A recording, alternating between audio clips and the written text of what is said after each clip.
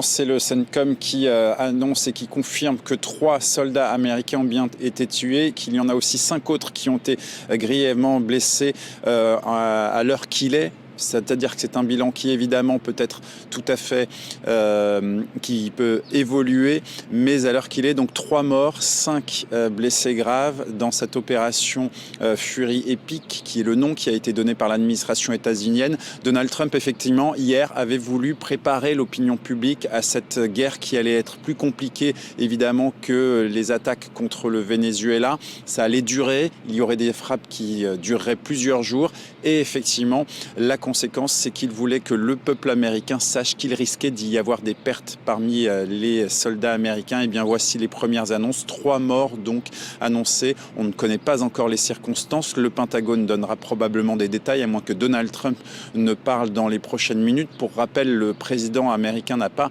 pris la parole de façon officielle, publique, depuis les frappes. Il a communiqué cette nuit sur ses canaux habituels, c'est-à-dire son réseau social Truth, pour dire que si l'Iran voulait se venger, eh bien il frapperait lui encore plus fort. Mais il n'a pas depuis repris la parole. Il se trouve toujours à Mar-a-Lago. Il devrait revenir ici à la Maison-Blanche où je me trouve dans l'après-midi ou dans la soirée.